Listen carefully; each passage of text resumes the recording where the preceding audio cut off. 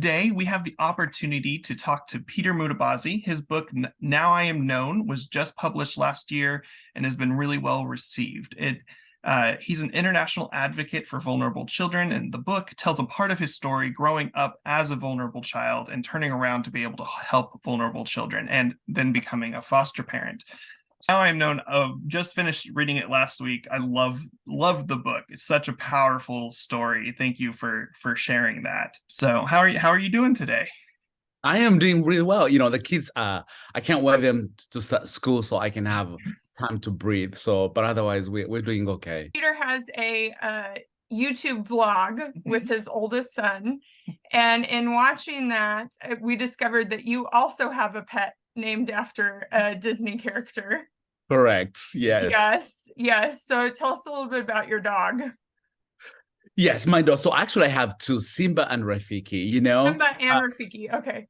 Yeah. So the whole thing is, I come from Africa. So all my kids are Caucasian. So I thought, it'd be really nice to have, African names so I can feel like there's a little balance of yes. names in my home. But the way I got the dogs, like I was never a pet person. Again, where I come from, dogs were the ones I competed for food for. So for me, I never really had that until I became a dad. I realized just how my dogs really are more like therapy to my kids. That I was like, I'm gonna have one, and then I'm like, I'm gonna have two because it helps calm that, when my kids go through a difficult time, they're able to help them, soothe them and calm down. And they've truly been a joy to have. I feel like they are my therapists. I don't have to pay every day, Yes, yes, absolutely. I loved how you said that you have encouraging phrases and empowering words like on the dog's collars too, so that the dogs can comfort the kids. Yeah, and it is a little bit of therapy. Yeah. We got a therapy pet for our adopted child. And I thought it was going to be easy, and I was wrong. Goldfish are not actually easy pets. But we had Pumbaa, and then Pumbaa the goldfish needed some friends. So we had some other Lion King characters and some Paw Patrol characters. I did not know that goldfish eat other fish. So yes. Pumbaa ended up eating Timon and all of the Paw Patrol. So he's his best friend. Come on, So we learned a valuable lesson about the food chain out of that. But okay, so one thing that Peter is passionate about talking about is single parents, because you are a single dad, and about how impactful single parents can be. So one question I wanted to ask you was, how do you build community as a single parent? Because we are also foster parents, and just building community even together has been so difficult. Right. Well, so for me, I knew my needs, and I knew that most people do not understand us as foster parents and adoptive parents. They get to see the pictures, they get to see us outside. They're like, man, you're happy people. I'm like, well, there's more than that. The most hard moments we don't just share or expose our kids. Yes. But it's really hard. It's really, really hard. So for me, I think I intentionally looked for people that I knew I needed in my life. So for example, my church people, like I looked for single people because they are easier to help. One, they can anytime. Two, if they are men, they like play video games so they can take my teenagers. But two, if I need something immediate or in the middle of the night, I can say, hey, Tyler, I really need diapers, and they're able to truly help in that way. Then the other foster parents, like it's a hard journey that I needed some people that understand me, That if I want to quit, I can say today I'm quitting, and they'll be like, Peter, no, so that I needed accountability. But also I needed people who understood trauma that, our kids go through, that they're able to, understand, oh, I can take my kids there, and they know, if things go wrong, they're like, yeah, we get it, but two, the privacy of our kids, as we have to keep everything about them privately in some way. Yes. That I needed people that understand that as well, so are the single people that can help me, the church people who are either older that can help me, or other moms that can truly step in some way, help me that in a way. But I had to be specific. I think sometimes, parenting, and especially foster care, can be so lonely, And people always say, well, but can't you just call for help? I'm like, no, it's hard when you're in the gutter to even know where to start, hey, help. So for me, I was specific to people like, hey, I need a coffee once a week. It doesn't matter if it's 10 minutes. It doesn't matter if it's 30 minutes. It doesn't matter if it's 40 minutes. I just need another adult to talk to, not about kids, but somehow just to feel like there's someone who can hear me. Just to have an adult conversation.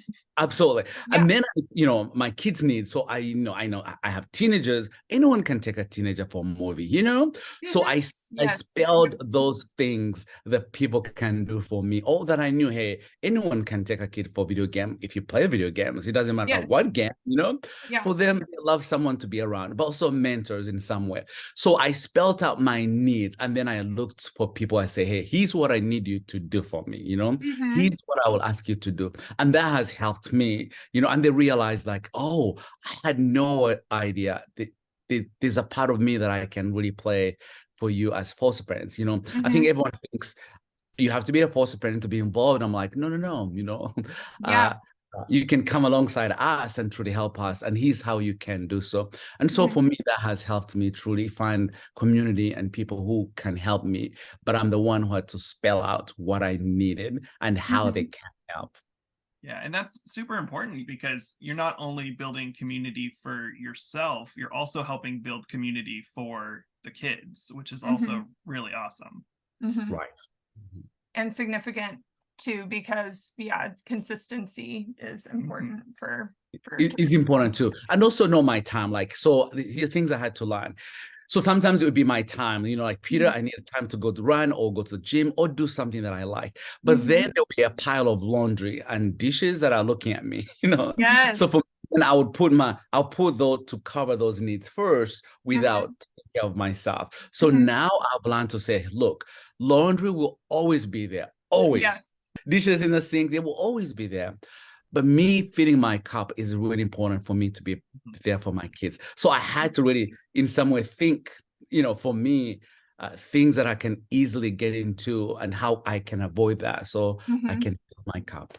Yeah. And that's so important, especially as a parent, to be able to keep your cup full. And that's something I'm still learning, how to say no to other things and to take time to take care of yourself. But it's so important.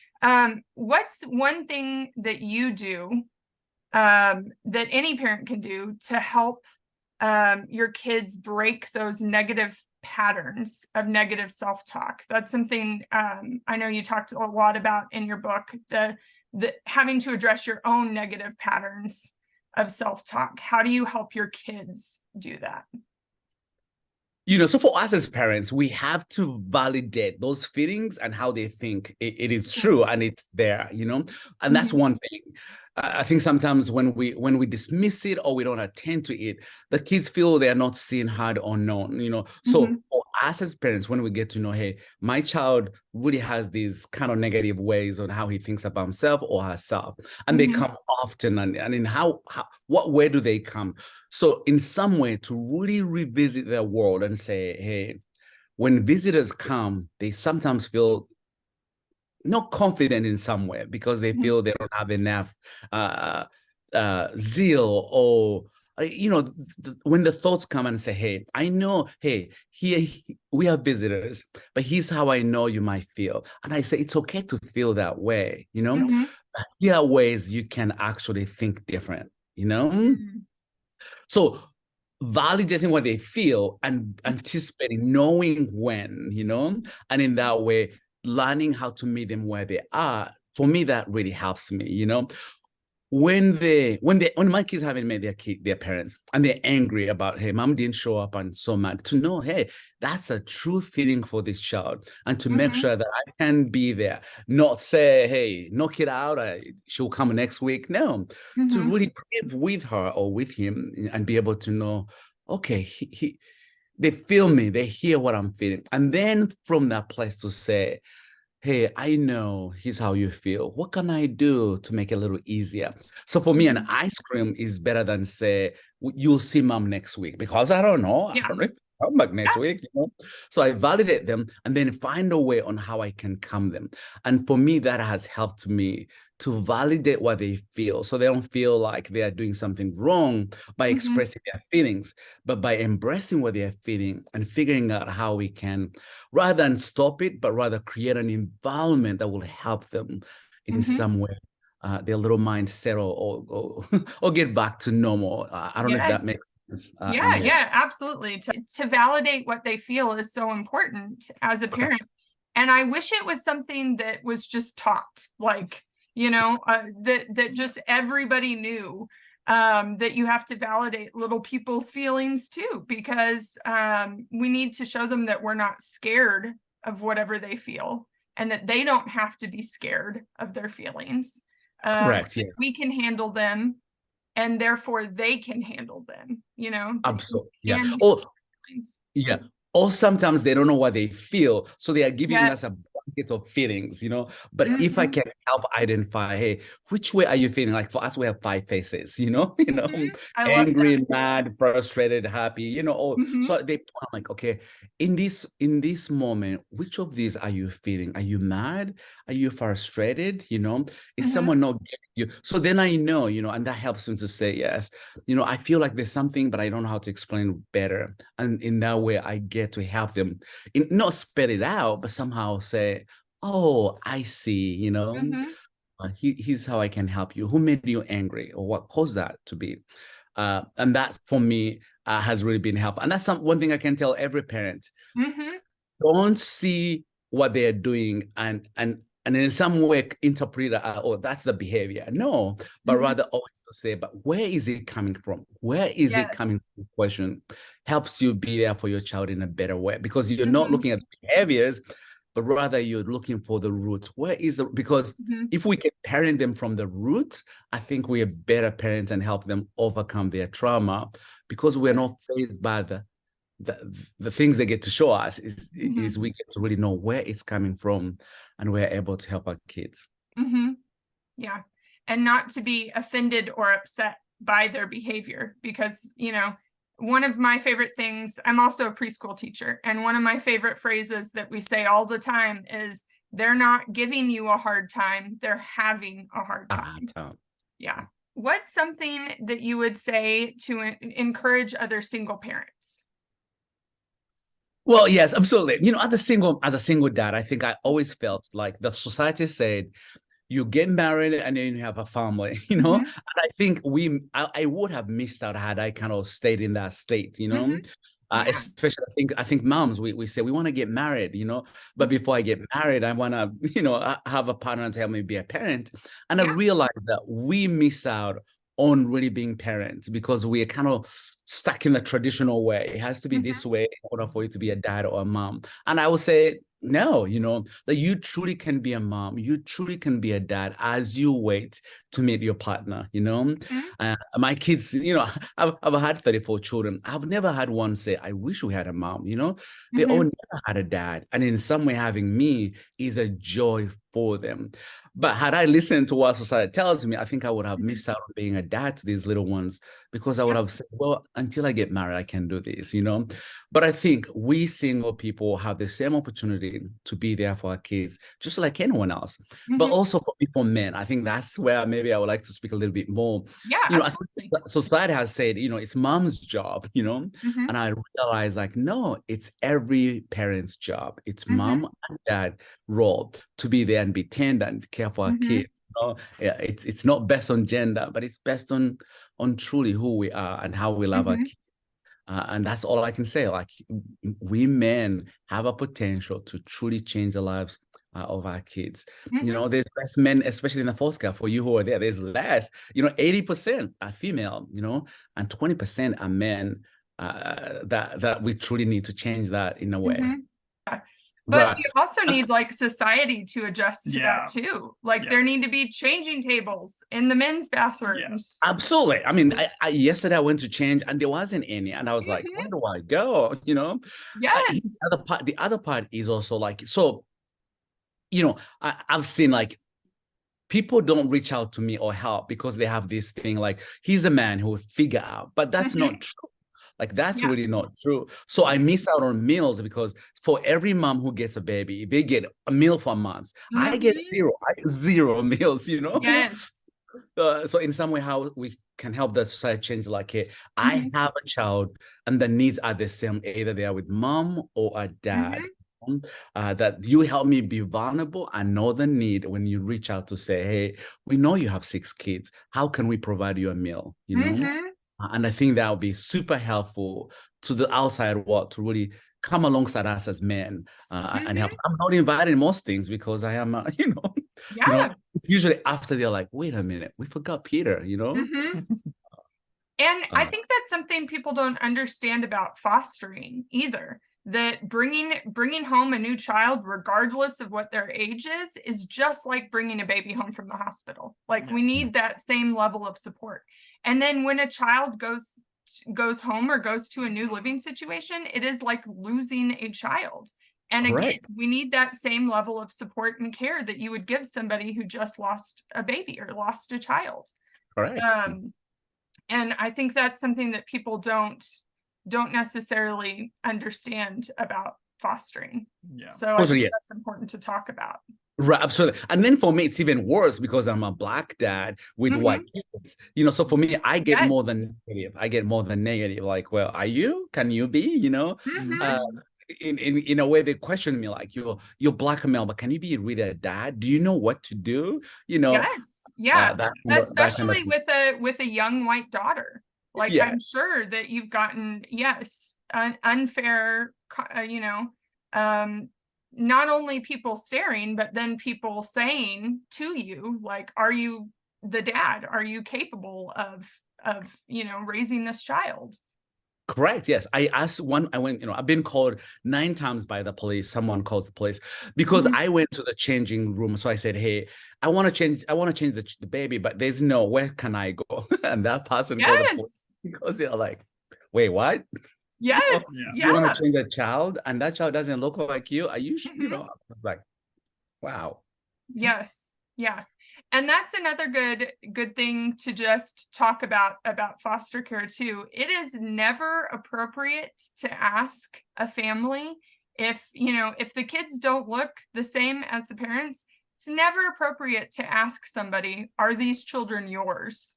Or are it's okay to ask the kids, if you feel like the kids are lost, are these your grown-ups? But beyond that, it's not okay to ask that. It's not okay to ask if the kids were born on drugs. It's not okay to ask, how much they cost. Yes, Anything that you would not ask your cousin about their new baby, it's not okay to ask that about even your best friend's foster children. Yeah. correct. Like you said, we need to keep their stories. It's not something that we need to be sharing with everybody and their sister. Correct. Yeah. And the weird part for us, as you said, as foster parents, when our kids are in public, actually, that's Yes. when we become mom and dad. Mhm. My kids will call me by my name sometime at home, but in the public, I'm dad because they Yes. a sense of I don't want you to differentiate me from anyone else. He's my Yes. dad.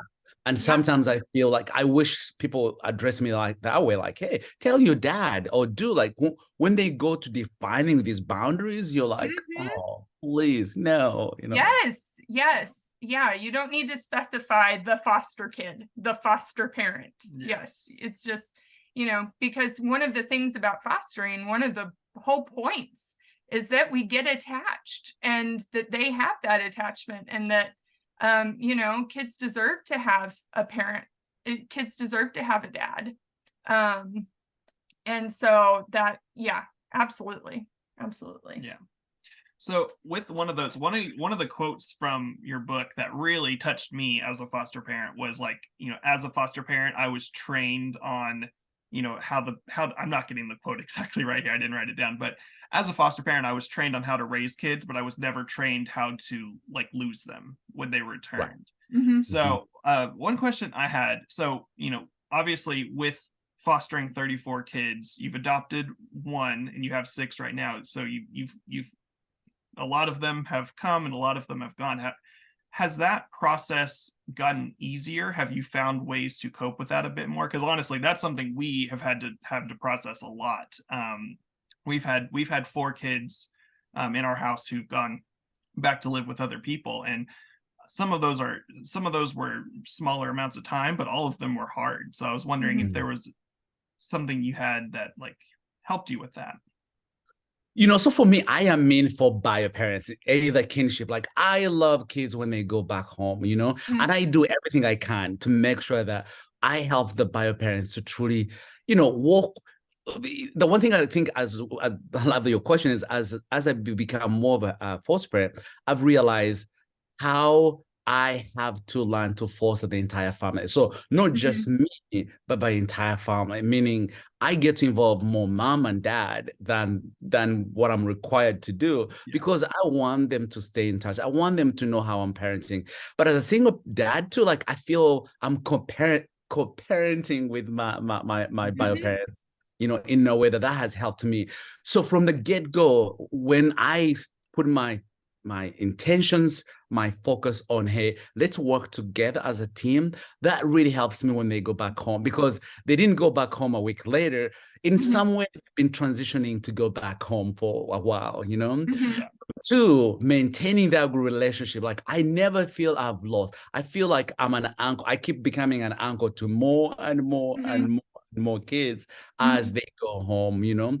So for me, I realized that they're not my enemy. Yes, I cannot judge them, but I can learn how to love them and work with them and be that resource for them to get their kids back. And I think putting effort in both, I think, has helped me to easily let it go, because I know how the mom worked so hard to get her little baby back, or Mhm. the grandma, like everyone that I involved in, they really get to be part of my journey or my life in some way. Mhm. And we stay in relationship. Sometimes like this weekend, I think I have like 9 kids, because mom is going away. It's like, where my kids go? Well, Peter, and I Mhm. was the first one to call.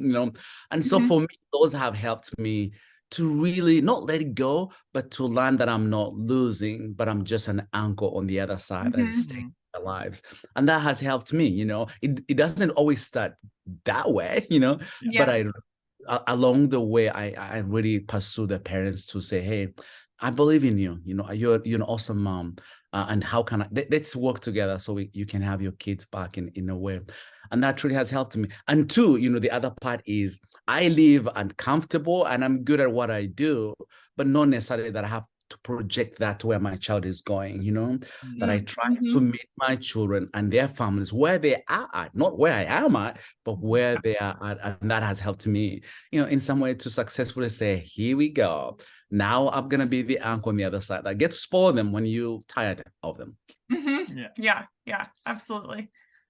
Um, so another foster question, how do you handle all of the paperwork and appointments as a single dad? Like, do you have any hacks or tricks that are successful that you use, or is it just all painful? All painful. I mean, Yeah. all painful. I mean, oh gosh, the paperwork, things they ask, so now I've learned, I have files. So I know I have Mhm. one file. If I walk out of the home, it has every paper I need. So when I go to the doctor, here's what you sign, here's what I need you to give me back. The Mhm. other part is how I make appointments. So I have learned, since I have kids who are 6, 8, 8, 9. So there are 4 of the same age category. So Mhm. rather than make an appointment for each one of them, what if I made an appointment for all of them so they are Mhm. at the same time?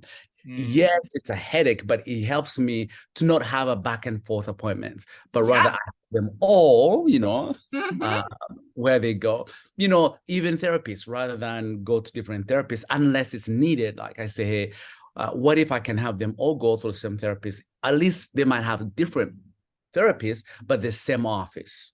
Yes. And at the same time, or 1 hour after the other. So it's painful, I can tell you, but it's a one-time painful, not a 7 times in a week painful. Yes, yes. No, that's a great hack to be able to schedule them all together, because Absolutely, yes. it is so difficult to keep up with appointments and paperwork, and also having a binder is helpful. That's not something we figured out until our 4th.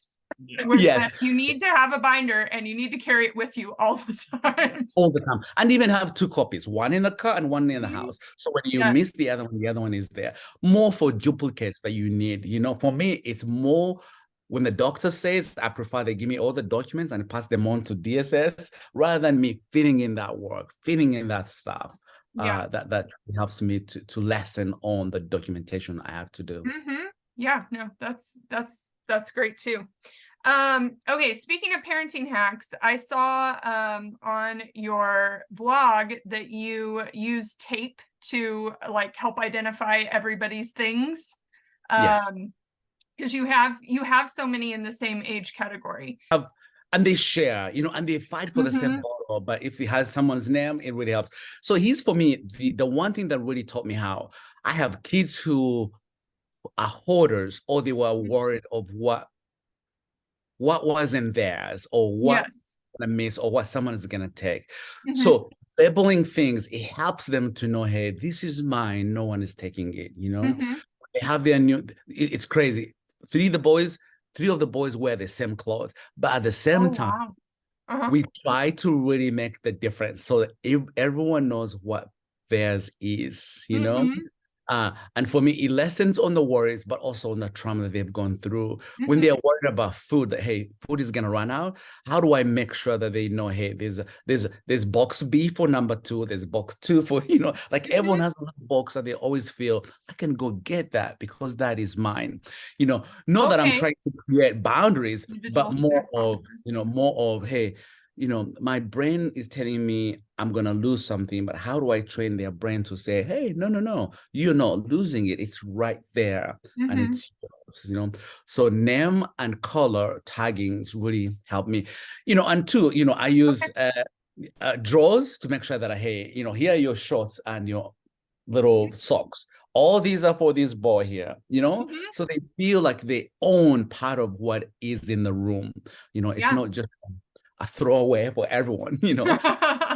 They all have toys. We make sure that we don't buy the same toy because we want everyone to stay their individualistic in some way. Their walks through their toys is what makes it. One likes neon green, one likes the and in that way has helped me to really identify. Also, cleaning is easy because you say, hey, whose toy is that? They're able to say, hey, it's John's. Okay, we're gonna remove it.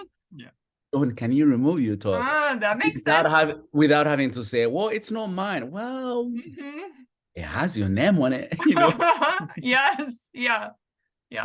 And that is so difficult to be able to, clean up a shared space. So that is great to have their names and to have buckets and, drawers that are their own. That's nice too.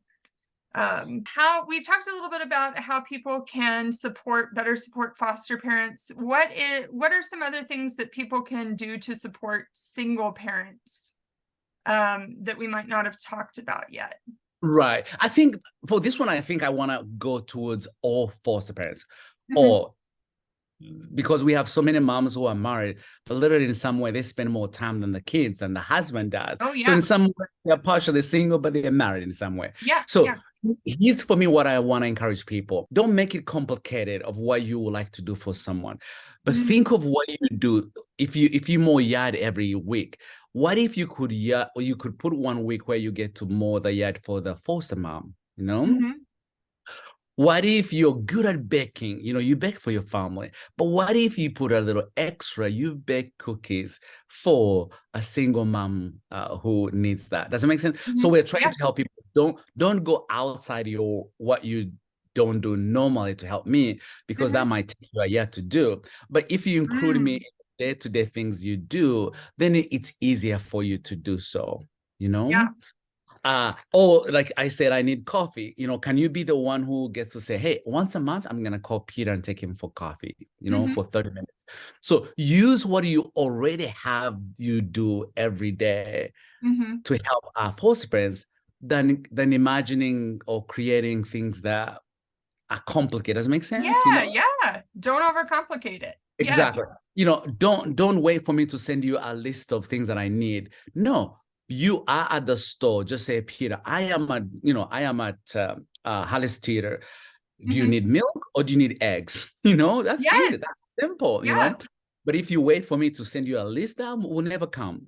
Yes. But when you're on there and say, Peter, I will know. I'll tell you, I need some milk and I need some eggs. And if people can learn to help us through that way, it really would make a difference, Yes. in a child's life. Or to ask us, hey, what's your hardest day? So if I say Thursday, don't ask me why, but Thursday is my hardest day because my kids, they go visit parents, and sometimes things don't go the right way. So for me as a parent, if I come home and I don't have to worry about dinner, it's helpful, So if every Thursday you could give us one pizza, that would be so much helpful, Yes. So you see how you're meeting my needs when I need them most by meeting with the simplest thing, just a pizza.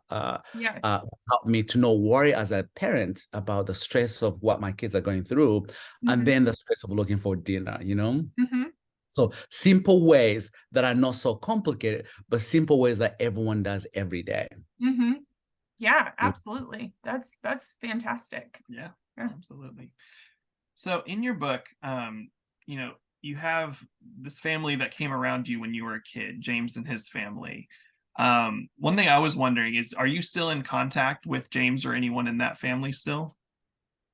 Yes, and for your listeners, so let's go back a little bit, so I can a little show them on how we got there. So, I grew up poor of the poorest. And then at the age of 4, I began to realize that my father was the most abusive dad you could think of. So for me, I had poverty that could have taken my life. But on the other side, I had my own father that could have taken my own life. So for me, life was miserable in every shape form you could think of.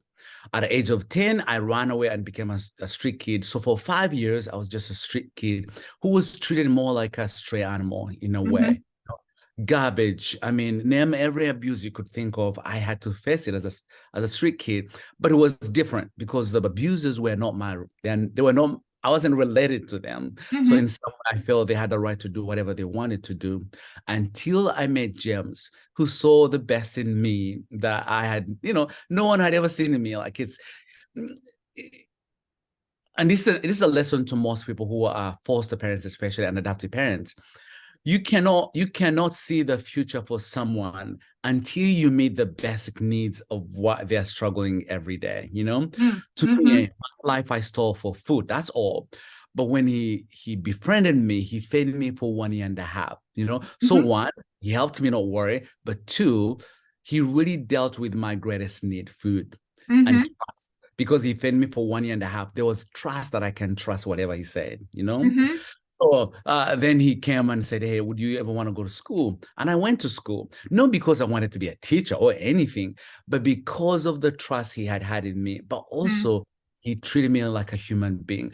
And that is the only reason why I went. And from there, it truly changed my life. And they became my family. So they are my family. Everyone knows them as my dad, because, from 16, they really became my family and stepped up and did everything for me. So yes, I get to see them. Literally, we talk every day. Nowadays, technology is really easy. Yes. That's so cool. I'm so glad. So along with your book, Now I Am Known, you also have the Now I Am Known Corporation. I was wondering if you can speak into a little bit of what you do with that and what the mission is there. So once I became a foster parent, I saw the need. I think for me, especially teenagers, that I realized like the teenagers in foster care are the most needed, but also the most neglected and the most that really never have an opportunity to have a forever family. So I was like, teenagers. So I created a foundation on how we can really validate and help them in some way, give them little tools as they go to the real world, So I do room makeovers. So for every teen, either they're unified with kinship, or they go to college, or they get their apartment, or they're with a foster family, that I make sure that I do their room makeover. In other words, paint it the way they want. Give them the opportunity to tell me what they want, what bed sheets you want, what bed do you like, what blanket do you like, what, that it's theirs, that we know most time they've lived in from home to home, they're given handouts, Yes. But, Yeah. but when we do room makeover, that we want to make sure that they have everything they've always wanted and it's theirs. So whenever they move, that they know, hey, this bed is mine, this mattress is mine, these are my things the way I want. So that's kind of how we do it. Then the other is, there are many people who want to be foster parent, but they are like, my best man, or it doesn't look good, So they put fostering on hold because they are waiting for their room to be better. You know how we go. You say, I'm going to do my room, but then you're like, wait, not today. But if I can work on that room for you, paint it, put in all the things you need to be a foster parent, then your job is to go do the license. Or if you're already a foster parent, you have an extra bedroom so you can have another child. Does it make sense? So cleaner for you and creates good space for you to do what you're good at doing for our kids in some way. And that's really what I do. I wish I could do it every day if I could find money for sure. But I help both our teenagers and also our foster parents who want to take another child, but they have challenge with room makeovers. I flip houses, so I am good at really making room overs in some way. But also it's another way of really letting them tell our story, their stories, of where they've come from, but also to show how tender and how caring and how awesome these kids are, really bringing them alongside when we do these room makeovers. So how do you tell a story for a teenager, but through making their room? Does it make sense? Yeah, absolutely. Awesome. Yes. What would you say to people who are scared of taking in teenagers, fostering teenagers? Oh, they're the greatest. They dress themselves. They tell you what they feel most of the time, just like any other teenager. They're really cool. They're really cool. And we're coming in at their lives when they really need the tools to be able to survive. Teach them driving, teach them, send them to college so they can see college, show them things that will help them really adjust to the real world that is about to come. Because most time our kids haven't been given that, Also trying to educate the world, like, yes, they're 18, but actually they are more like 16, As you know, our teens grow a little slower because of the trauma they've gone through than most kids. So in some way, yes, they're 18, but really they are not 18, And how do we come alongside and equip them and guide them? So teens, for me, they're easy. I had the same attitude until I got one. I was like, man, I would have missed out. They are fun to be. They are teenagers. Any teenager has hormones. Trust me, they do. Yes.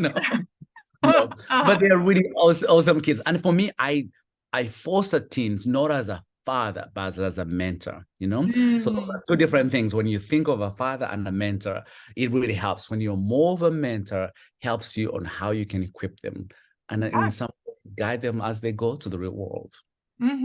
Absolutely. And to have the opportunity to help them to feel safe and let them have a little bit of that childhood, maybe that they've been missing before they do go off and have to be an adult. But I think that's amazing what you do with the foundation, because we take for granted so much that, when kids graduate out of foster care, they repeat these cycles because they don't have basic supports. And to be able to have their basic needs supplied by someone starting out is invaluable. Like it makes such a huge difference to these kids, especially if they've aged out of the system without having a family that has become their own. So to be able to provide them that is wonderful. Right. And I think like I learned more skills because they didn't tell me, they showed me. They were doing Mhm. it and I came alongside. And I think our teens as well, you do laundry, they watch you, they Mhm. watch how you react with them, watch how you react with people. And that's just how they learn their skills Mhm. because they watch you do. And I have a 19-year-old. I mean, he's out of the home, but I can tell you, I talk to him every day. Why? Because he has one person that he trusts that when Uh-huh. he's having a difficult time, he can reach out. When he's having a good time, he can reach out. That they Mhm. all long to have a family. And if we can give that literally it stabilizes their lives in a way that you never imagine. By Mhm. just being a phone call away from them, it is the Mhm. greatest gift we could give to them. So I agree with Yeah. you. Yeah, absolutely. Switching topics a little bit. What's one thing you wish people knew about the immigration process? Oh, well, yes. I mean, it took me think about that when I came to the United States. Like, I had no family, I had Mhm. no tools, I had not. It's a culture that I never lived in, so I Yeah. felt like an alien in some way. Mhm. And it took 15 years almost. So it took me 15 years to get a green card, and it took me almost 19 years to be an American citizen. That it is a brutal, uh, grilling life that you have to live. Mhm. But you live in the world of unknown. Think about like you want to excel in things, but anytime I could be kicked out, or anytime I Yes. don't have body things to do. So Yeah. the trauma they go through as an immigrant that you live every day, Mhm. is enormous. But Yeah. also we love this. Like for me, I love this country. As you can see that I paid forward here because they gave me the greatest family, greatest opportunity that I never had before. Mhm. So to know that, to in some way teach others that we're just human beings who want to make America better as well. Yes. We want to be believed, but also the challenge that we have to face every day is hard. For me, Mhm. I don't have to, but there are so many that you go to bed wondering, how would I survive tomorrow? Think about if you Mhm. had to live that way, on how that will take toll on you in so many different ways. Mhm. But we are just normal people like anyone else, but also who want to make a difference to the Mhm. families and the country that we live in. Yes. Just like teenagers, people are afraid of teenagers. We don't have to be afraid of immigrants and immigration. And it is such a grueling process. It's a terribly difficult process. And for anyone listening who might be interested in helping with that, find a group that is local that does citizenship classes and see if you can help in any way with that. And you might be surprised by what you learn and by the people you meet. I was shocked when I helped with a citizenship class at how little I knew, and I Right. grew up here. But it was like you were saying, for foster parents, there are days that that we don't know how our kids are going to respond to things. We don't know how the court is going to respond to things, or how our social worker is going to be feeling that day. Right. So there are other people and pieces in the process that you just don't know how they're going to respond or what they're going to say, or if they're going to be biased against single parents, Yeah. or racist, or like with our last case, we had somebody who refused to talk to me or share any information with me, but when Nathaniel called, they would share information with him. So you just never know. And that's something that people who don't foster or who have might not understand, but that's something that's good to share. Absolutely. Yeah, my kids are about to go to school, but yes, to others, it's like, yes, I can't wait for my kids to go. But for me, it's both afraid and Mhm. excited because I know how many phone calls I'm gonna get from teachers saying your child, Mhm. and learning, hey, how am I gonna educate my teacher to see my kid beyond the behavior? Like, hey, the Yes. behavior has nothing to do with you or anyone, but here's Yes. how he feels, and here's how he flips the switch, and here's how you and I can help. But you Yes. don't know if that teacher is a new teacher. You don't know if they're gonna say, "Okay, I'll work with you," or no. Yes. Yeah. if they're going to be willing to work with you, and if they're going to be able to see your kid as anything but the, the problem child. Yes. Yeah. Yeah, absolutely. Absolutely. What's, how do you like to prep teachers in advance? Do you do in anything? advance? Yeah. So for me, I get to meet the teachers and I get to explain. I have 5 kids. I'm a single parent. So first of all, I just want them to know Yeah. I'm the only one you're gonna call, nobody else. So no expectation for mom and dad. Yes. And then I get to really share in general terms, like, hey, here's what I would like to teach. My kids are new. I have my 2 that I just got are 4 weeks, almost 6 weeks. So you can imagine I am already learning about them. So that means they're gonna go to school, and I've never had them while they're in school. Yeah. So I don't know how they're gonna respond. So to go to church and say, hey, the kids I have, they are new to me. And so I am learning. So you and we're gonna find things that I wasn't aware, and so could you work with me so we can help them adjust? So also I can learn how I can help them from school. So from the get-go, I want a partner, I want to partnership. Yes. Like, hey, let's partner together, because I'm in an unknown territory as much as you're going to be, and you're going to see more things that I'm going to learn. So could you, rather than say, how dare you not teach your child to do this, but rather you say, hey, I noticed, or here's what I've seen. Then in that way, it helps for me, hey, I'm going to help my child this way, Yes. So that's how I prep my teachers, Yeah, no, I love that. I love that. And as a teacher, I like the idea of partnering with parents. And so I love it when parents start the year and say, hey, I want to work with you to, to help my kid. And then the other thing I think was so great about what you said, which is good for teachers, is to lead with curiosity instead of judgment, to ask questions instead of accuse, to say, like you said, hey, I noticed this behavior. Let's figure out what's the root cause of it, Yeah. Oh, my kid is gonna scream, but here's how you can help them. If you say you want to talk to dad, all you have to do you want to talk to dad? And you pass on that phone. It takes 2 minutes, just 2 minutes, for him to calm down and to feel safe, and he go back to normal. Yes. So should that child lose the entire day because yes, because of one meltdown? One meltdown, or so in some way to really help them, like, hey, here ways we can work. If you're willing to work with me, here's how you and I can truly, and usually they really do. They realize that I love my kids, but I don't know them either.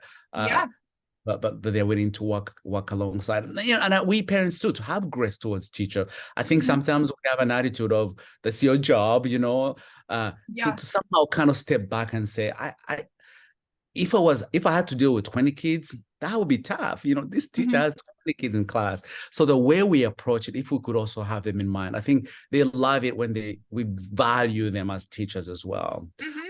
Rather than just my child has to have this and only my child has to have this, like, to know, hey, that people have to work with alongside to do that. Absolutely. So we want to be respectful of your time. I know we're coming up on time here. So one question that we ask everyone is, what is something that you are either binge watching or binge reading right now? Binge reading. Right now I'm reading Child, Connected Child. Yes. I love that book, binge watching. I mean, my kids own the remote, so like. Okay, what are your kids watching right now? What's on the TV the most? I have girls and boys, For my girl right now, she watches Addie, It's a YouTube channel of a little girl. Yes. That's why she watches. And then my boys watch someone playing video game. I'm like, how can you watch someone? It doesn't make sense in any way. Yes. Yeah. No, I don't understand that either, but yes, you have actually done that. I've done it a little bit, but it is crazy. That has become such a big thing in our culture, like basically react people or just watching people play video games. So it is really interesting. Right. But for me, it's good for my kids because you can hear how he's reasoning, why he's getting there, there are ways that it really, really helps my kid rather than just watch anything in some way. Yeah, absolutely. Thank you for taking the time to talk to us today. And for anyone who's listening, we're going to link all of the things we talked about. We'll link Peter's book and organization. And follow him on social media too. He's got a really entertaining YouTube channel and great Instagram content. So we will link that below and in the blog. And thanks for taking the time to talk to us today. Well, thank you for making our kids seen, heard, and know. That's what someone did for me. And that's what you're doing for so many kids. So we appreciate you so much.